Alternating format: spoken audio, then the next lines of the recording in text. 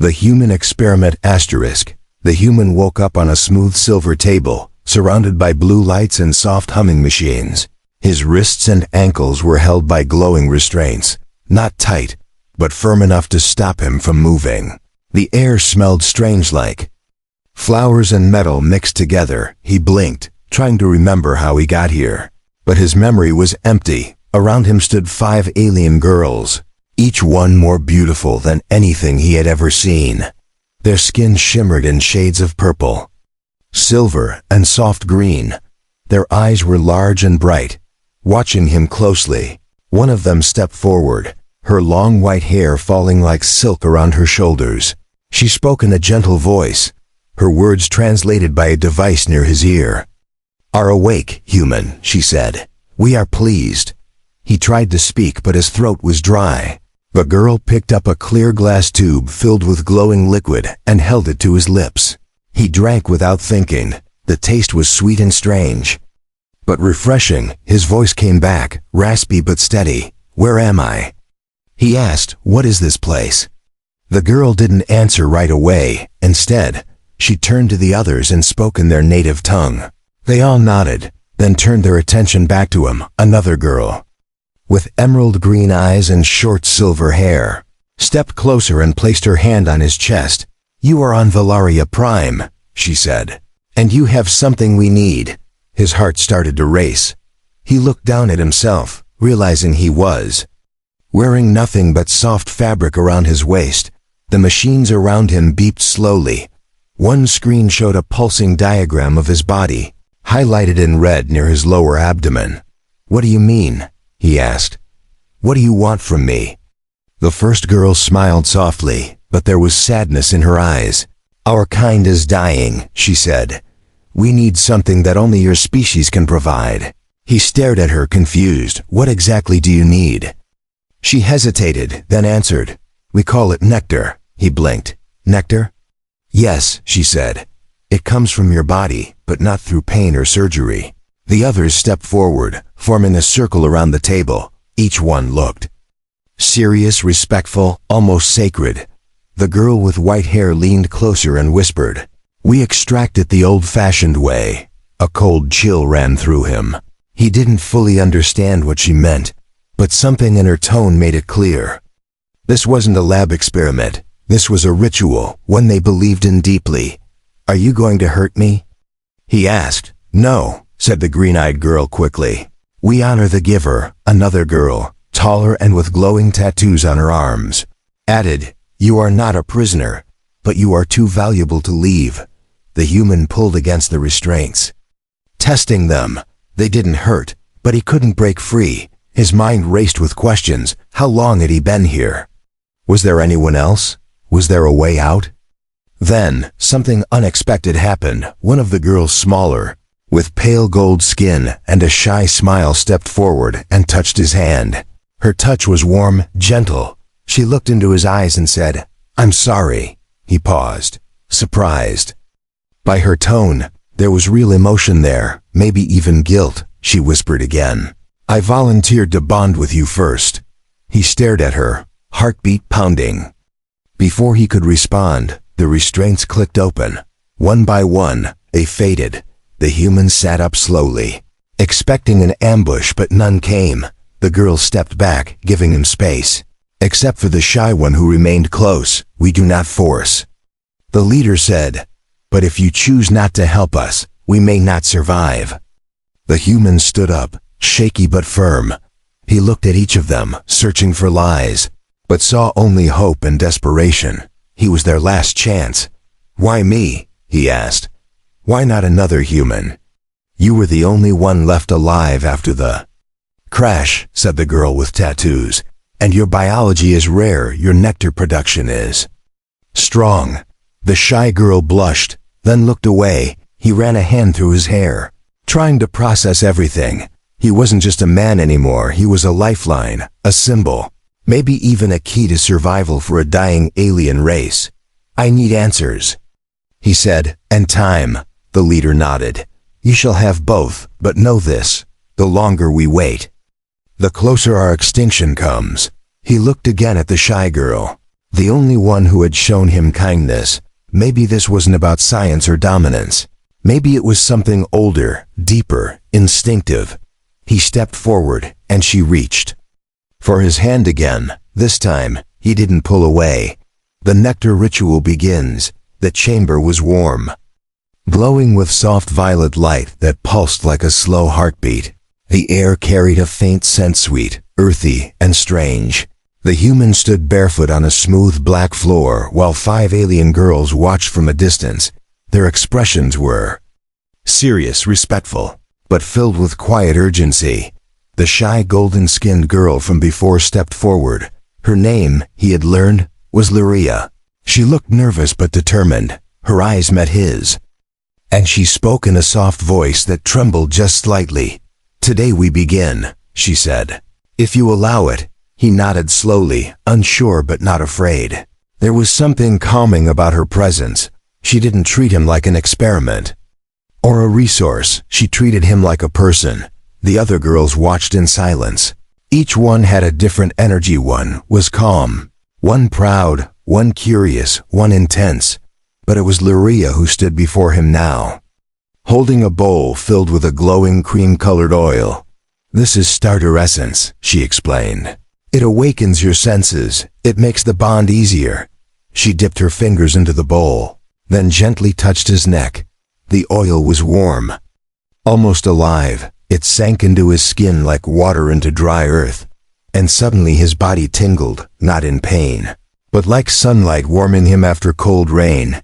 He gasped lightly, muscles relaxing. Luria moved with slow, respectful hands, touching his arms, shoulders, and chest. Every movement felt intentional, like she wasn't just applying the oil, she was offering something of herself. His heart beat faster, but not with fear. His mind tried to stay logical, but the sensations made it hard. Something deeper was waking up inside him, something primal, ancient, not controlled by reason. Then Luria stopped and stepped back, her cheeks glowing with a soft blush. She looked to the elder alien priestess, who nodded once.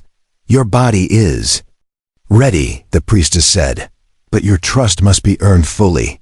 He swallowed, confused. "What does that mean?"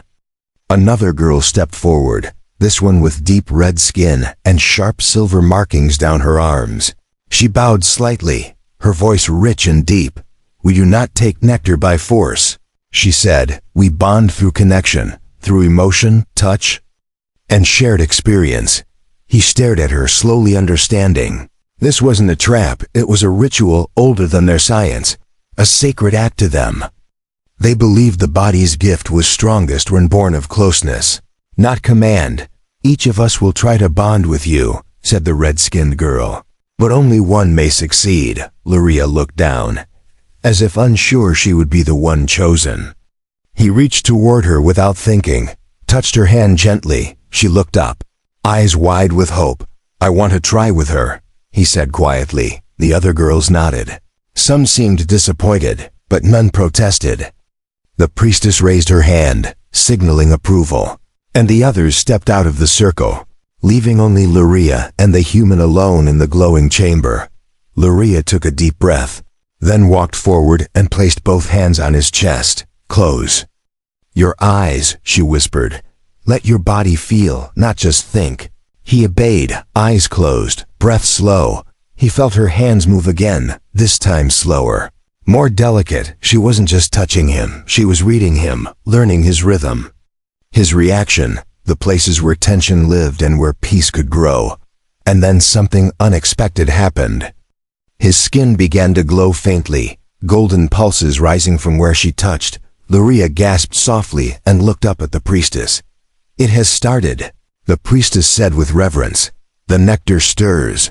He opened his eyes, and for the first time he felt it too. A warm, tingling sensation built deep in his core, spreading slowly. It wasn't painful, it wasn't forced, it felt right. Luria leaned her forehead against his, her voice trembling. "You're doing it. You're really doing it." And then came the faint sound, a soft chime from the machine in the wall. A stream of golden light collected into a container, humming gently as it filled drop by drop. The girls watching from beyond the curtain gasped in awe. One whispered, "The nectar is pure." He staggered slightly, but Luria held him steady. Her arms wrapped around him as if protecting something sacred. "It's enough," she said. "Rest now." The priestess stepped in and sealed the container with care. "This is more than we've collected in a decade," she said, and it came not through force, but through trust. The human sat down slowly, breathing hard but smiling faintly. He looked up at Luria, who knelt beside him, brushing his hair from his forehead. "You did something no one else ever could," she said. "You gave without fear." He didn't know what came next, but for the first time, he didn't feel like a prisoner, he felt chosen. The bonding trials. Asterisk. The golden nectar shimmered in its sealed vial, glowing softly under the chamber lights. Word spread fast across the alien sanctum. He had produced it. And not just any nectar, but the purest ever seen. The High Council declared the next stage would begin immediately. The humans sat on a circular platform inside a new room, larger, darker, filled with strange symbols on the walls. Luria sat beside him, her hands gently folded in her lap, but 4 other alien girls now circled them, watching silently with different eyes than before. They weren't just caretakers anymore. They were contenders. A new voice broke the silence. It came from above, a smooth, echoing tone belonging to the Temple Overseer. Her hologram flickered into the air, tall, glowing, and regal. "The nectar has awakened," she said. "But more is needed to ensure our survival. To produce the full essence, the male must choose one of you to bond with fully." The human frowned. "What if I don't want to choose anyone?" The Overseer replied calmly, "Then our kind will fade into extinction." He looked at Luria, whose eyes were full of quiet worry. Before he could speak, the trials began. The first girl to step forward was tall and proud, with glowing blue skin and a warrior's stance. Her name was Vexa. She held a long blade and sliced through the air in a dance of power and beauty. The blade never touched him, but came close enough for him to feel the breeze. Then she knelt before him and whispered, "I protect what I bond with, always." The second girl was soft-voiced, with lavender skin and a robe covered in ancient runes. Her name was Zeal. She held a bowl of warm water and washed his hands slowly, whispering sacred words with each pass of the cloth. "To bond is to cleanse and renew," she said gently. "Let me bring you peace." The third girl, fierce and wild, had deep red skin and bright orange eyes. Her name was Ren. She didn't speak. She placed her hands on his shoulders and stared deep into him. Her presence was like fire, unforgiving, intense, burning through fear. "I don't offer comfort," she finally said. "I offer truth." Last was Luria, soft and glowing, who had already shared a moment with him. She didn't perform. She didn't speak at all. She simply knelt, reached out, and touched his chest right where his heartbeat was strongest. Her touch was real, steady, warm. "I just want you to choose freely," she whispered, "even if it's not me." The room fell silent, and all eyes turned to him. The Overseer's voice rang again. "Only through deep connection will the full nectar release. Choose who you believe can truly bond with you." The human stood slowly, looking at each girl. His heart raced, not because of pressure, but because he realized something deep was happening here. This wasn't a test of beauty or skill, it was a test of soul. He stepped toward Vexa, who waited with proud eyes. She was strong, but he didn't feel seen. He moved to Zeal, who bowed her head.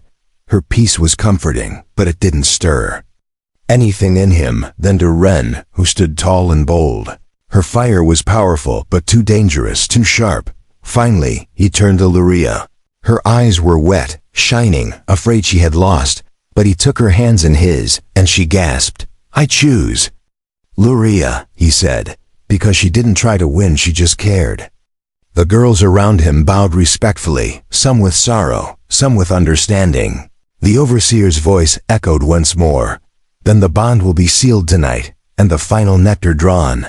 That night, he sat beside Luria in the candle-lit Bonding chamber. She looked nervous, not because she doubted him, but because this was sacred to her people. She had dreamed of being chosen her whole life, not for glory, but to help save her kind. They lay side by side, fully clothed, holding each other under soft cloth. The nectar wasn't pulled by force. It responded to connection, to warmth, to trust. They whispered stories, laughed quietly, and slowly let their fears melt into each other. His skin began to glow again, brighter than before. Luria gasped and held him tighter. The golden nectar formed again, but this time it glowed even more deeply, as if touched by something beyond science. The collection vial hummed gently as it filled, but no one came to interrupt. This moment belonged to them alone. By dawn, the vial was full, and their hands were still entwined. Escape or acceptance, the human couldn't sleep, even after everything that had happened. The chamber was quiet, the air still warm from the soft glow of wall lights. Luria lay beside him, her breathing soft and steady. He watched her for a moment, then sat up slowly, careful not to wake her. His mind was a storm. He wasn't a prisoner anymore. Not really. The restraints were gone. The others respected his choice. The nectar had been collected again, more than ever before, and yet he felt a tight knot growing in his chest. He stood and walked toward the far side of the chamber, where a small door had been left slightly open. It led to a narrow hallway with no guards. No cameras, just silence. Something wasn't right. He had been in alien hands for days, and now he was just free to walk around. His bare feet made no sound against the smooth metal floor. He kept moving, hallway after hallway, until he found a larger corridor lined with glowing plants and circular doors. At the end, he spotted something unusual, a metal grate on the floor, loose at the edge. He dropped to his knees and lifted it carefully. A tunnel led downward into darkness, cool air rising from within. This was it, a way out, a chance to return to his people, if they were still out there. Just as he slid one leg into the tunnel, a quiet voice echoed behind him. "You're not supposed to be here." He froze and turned slowly. Luria stood there, barefoot and wide-eyed, her golden skin dim in the shadows. She wasn't angry, she was hurt. "I didn't mean to wake you," he said softly. "You didn't." She replied, "I couldn't sleep either. I knew you'd try to leave." He sighed. "You said I was free. I thought maybe I could go home." Luria stepped forward. "You are free, but the truth is, there is no home left." He blinked, confused. "What do you mean?" She raised her hand, and a small holographic projector activated between them. Images appeared: wreckage in space, burning colonies, human escape pods drifting with no response. The crash he had survived was part of a larger disaster. "There was a war," she whispered. "Your ship wasn't the only one lost." The images vanished, leaving only silence between them. His legs felt weak. He sat down beside the grate, staring into the dark. "So I really am the last one," he said. Luria knelt beside him. "We didn't lie to you. We didn't trap you. We're just trying to survive same as you." He looked at her, seeing the sadness in her eyes. "And if I had left? If I disappeared into that tunnel? You would have died in the cold tunnels," she said. "And we would have lost everything." He didn't move, didn't speak for a long while. She sat beside him in silence, no pressure, no questions. Just her presence, calm and patient. Finally he whispered, "I don't know if I belong here." Luria took his hand gently. "Maybe not yet, but you're not alone anymore." They walked back to the chamber together, not as prisoner and captor, but as two souls lost in the same storm. And that night, they didn't bond for nectar or survival. They lay close just to feel warmth, to feel alive, to feel real. The next morning, the council gathered in the central atrium. Tall alien leaders with long robes and glowing staffs stood in a circle. The human was called before them. Luria stood beside him, her head held high. "You've given us what we've never had," one elder said. "Hope, not just from nectar, but from connection. We wish to offer you status as one of us," another elder said. a bonded citizen, free and equal. He looked around the circle of strange, beautiful faces. Once they had terrified him. Now they looked like a future he hadn't imagined. But before he could respond, the chamber doors burst open. A messenger ran in, breathless, eyes wide with fear. "Raiders," she cried. "Outsiders have landed near the outer fields. They've come for the human." The room erupted into chaos. Luria grabbed his arm and pulled him close. Her voice was low and sharp. "They're not from here. They want to take you, use you." He clenched his fists. "Then they'll have to fight for me." The elders nodded. The sanctuary was no longer just a peaceful place. It was now a battleground. And at the center of it all stood a human male once seen as weak, now chosen, now wanted, now ready. The challenge of claiming, the sirens echoed through the valley. Red lights flashing along the outer towers of the sanctuary. Alien guards rushed to their defense posts, their weapons charged and ready. In the center of the chaos stood the human barefoot, shirtless and furious. "They're here for me," he said. "Then let them try." Luria stood beside him, gripping his hand tightly. Her body trembled, but her eyes burned with courage. She had feared losing him once. She wouldn't let it happen again. In the sky, a black ship hovered like a predator. Its engines roared, sending dust and leaves flying across the fields. The raiders inside were not like Luria's kind. They were tall, armored, and cruel, scavengers from a distant moon who traded in blood and biomatter. They had come to steal the human, to drain his nectar through machines, to sell him piece by piece. The elder priestess raised her staff and shouted, "This is not a trial of nectar. This is a trial of worth." All eyes turned to the human. The council stood in a circle around him, and each girl who had once tried to bond with him now returned. Each one carried a symbol, a blade, a book, a vial, a mark of their path. The priestess spoke again. "The bond between the human and Luria is not yet sealed. By ancient law, others may still challenge for the right to protect him." The human stepped forward, confused and angry. "Challenge? Now, while we're under attack?" "Yes," the priestess said calmly, "because only the one who truly claims you can fight beside you." Vexa, the warrior, stepped forward first, her voice sharp, her blade gleaming. "Let me protect him. I will kill for him. I will die for him." Zeal, the gentle one, came next. "Let me shield him with wisdom, not war. His mind is as sacred as his body." Ren, fierce and wild, growled, "Let me burn those who hunt him. Let me feed them to the fire." Then came Luria, no weapons, no cloak, just her hands and her heart. "Let me stand with him. Not because I am stronger, but because I love him." The priestess turned to the human. "You must choose again, not for ritual, not for nectar, but for battle, for survival, for fate." He looked at them all, brave, beautiful, powerful, but his heart knew only one path. He stepped toward Luria and placed his hand on her chest. "She didn't need weapons to protect me," he said. "She stayed when I tried to run. She held me when I was broken. My strength grew because she believed in me." A flash of light surged between their palms, a pulse of gold, brighter than ever before.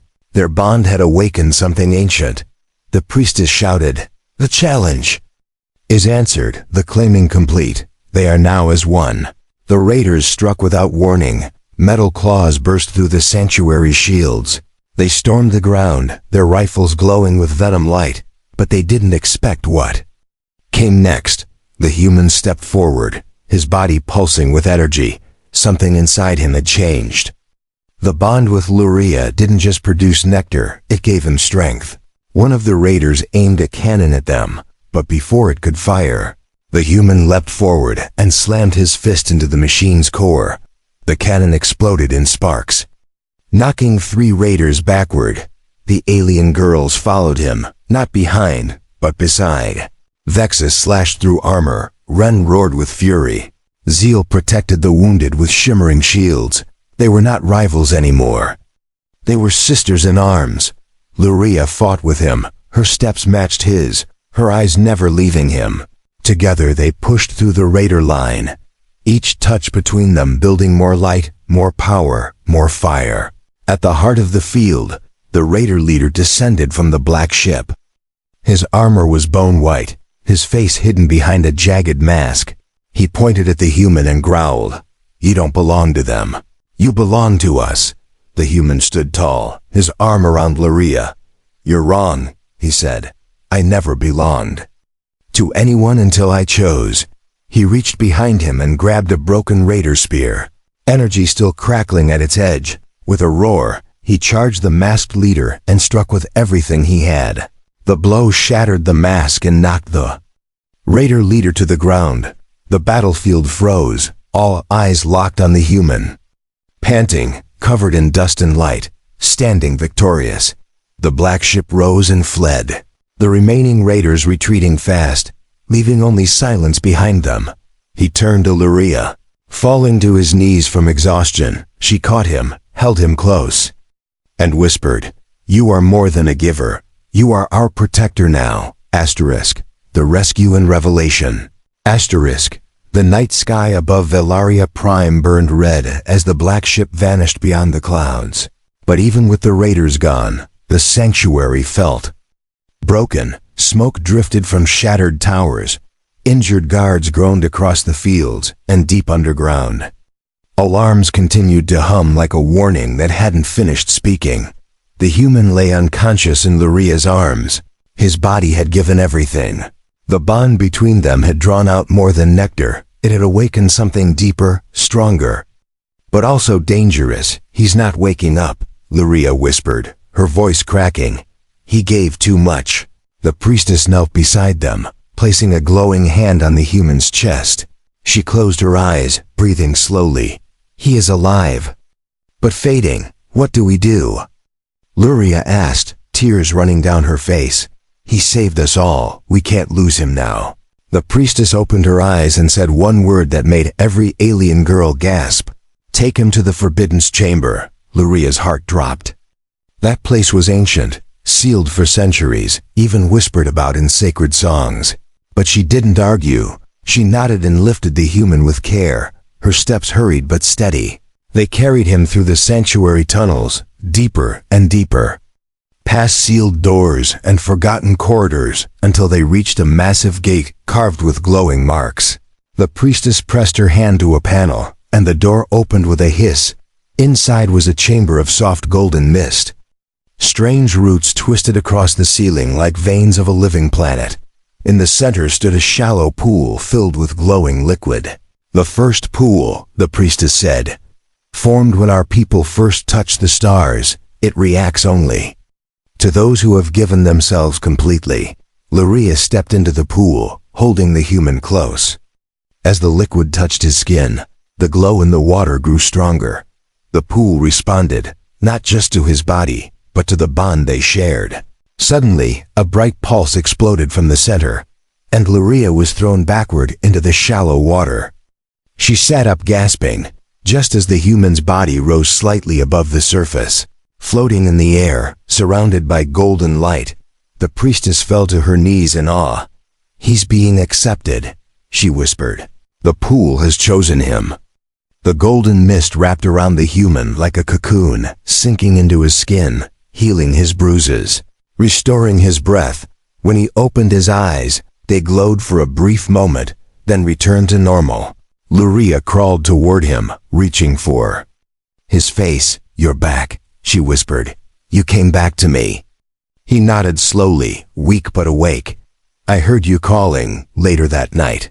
While the sanctuary repaired itself and the council argued over ancient signs and forgotten laws, Luria took the human to a quiet garden where silver vines curled. Around stone benches, they sat beneath the stars, the wind soft against their faces. "You were dead," she said quietly, "and now the priests call you a legend." He chuckled, rubbing his forehead. "That pool was weird. It felt like something was watching me from inside it." "They say it holds memories of every bond ever made," Luria replied. "Maybe it saw us and knew it was real." He looked at her, his fingers brushing her cheek. "It is real," he said. "More real than anything I've ever known." She closed her eyes, leaning into his touch. Then stay, not just for us, but for me. He nodded slowly. I will. The next morning, the council met again, but this time not in secret. All members of the sanctuary gathered in the main courtyard, and the human stood at the center, no longer a stranger, no longer a test subject, but something more. The priestess raised her staff and spoke clearly. For the first time in our history, the nectar has bonded not just to flesh, but to spirit. The human has been recognized by the pool of origins. He is no longer outsider. Voices whispered in every corner of the crowd, some in awe, some in disbelief. One of the elders stepped forward and asked, "What does this mean for our future?" Luria answered instead of the human. Her voice was calm and proud. "It means we stop treating him like a tool. He's one of us now. He stays not because we need him, but because he chose us." A silence followed. Then the crowd began to bow. One by one, the human stood still, stunned, as every head lowered in respect. Not because he was strong or rare, but because he had risked everything, and given more than anyone ever asked. He reached for Luria's hand and whispered, "I didn't save your people." She looked at him with a soft smile. "No," she said, "you saved me." The sacred gift, golden banners waved gently above the sanctuary. The air was filled with music, soft and strange, sung in the alien girl's native tongue. For the first time in generations, Valaria Prime celebrated life, not survival. The humans stood in ceremonial robes beside Luria. Their hands were bound by silver thread, tied by the high priestess herself. The bond was now more than emotional, more than sacred. It was recognized by ancient rite as a joining of souls. Before them stood the entire sanctuary guards, healers, scholars, and the once competing girls who now bowed with open smiles. No envy, no jealousy, only unity. The priestess raised her staff and spoke loud enough to reach every corner of the sacred grounds. "We gather not for war, not for hunger, not for desperation. We gather to honor a bond that has rewritten our fate. The human is no longer a resource. He is not just the bearer of nectar, he is the sacred gift." The crowd murmured. Many wept. Openly, these were not weak creatures. They were survivors of extinction, hardened by centuries of decline, and now, they looked at the human with gratitude that went beyond words. Luria squeezed his hand, her voice soft. "Do you know what that title means?" He shook his head slightly. "Should I be worried?" She smiled, leaning closer. "It means our people owe you more than life. It means you are eternal to us." He swallowed hard, unsure how to carry a word like eternal. He had only come here by accident, crash-landed in a place he didn't understand, but now he was part of it, woven into the culture. The people, the stories that would be told long after he was gone. After the ceremony, Luria led him to a quiet part of the sanctuary garden, where blue fireflies drifted through the vines and silver trees whispered in the wind. They sat on a stone bench beside a glowing pool where soft bubbles floated to the surface and vanished. "I have something to tell you," she said gently. He turned toward her. "What is it?" She hesitated, then took his hand and pressed it to her stomach. Her golden skin pulsed faintly beneath his palm, warm and steady, not just alive, connected. "The nectar you gave didn't only restore our kind," she said. "It did something new, something never seen before." His heart stopped for a second. "Are you saying?" She nodded slowly, her eyes wide with emotion. "I carry your child, a bond child, part human, part Valerian." He didn't speak, didn't move. The moment swallowed him whole, not with fear but with something deeper, something electric. It wasn't just that he'd saved them. It was that new life was growing from that bond. "Is it safe?" he asked. "Is it even possible?" "It is now," she said. "You changed us, not just by touch, not just through nectar, but in our blood. You made us something more." He pulled her into his arms, breath shaky. "I didn't mean to become all this." "I know," she whispered, "but you did, and I'm glad." News of the child spread fast, and with it came a decision by the council. No longer would the sanctuary remain hidden and isolated. Valaria Prime would reach out to the stars again, to other survivors, other worlds, and rebuild not with fear, but with hope. At the center of that mission stood the human, not as a leader, but as a symbol. His name was written into the sacred stones, and a statue was carved of him, not in armor, not on a throne, but sitting beside Luria, holding a child in his arms. Years passed, and the sanctuary flourished.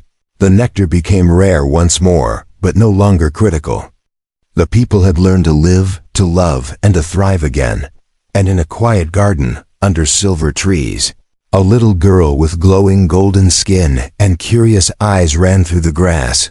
Her laughter echoed in the wind, bright and wild. Her father watched her from a bench, his arm around Luria, smiling softly. The galaxy hadn't just given him survival, it had given him purpose, and in return, he had given it a sacred gift.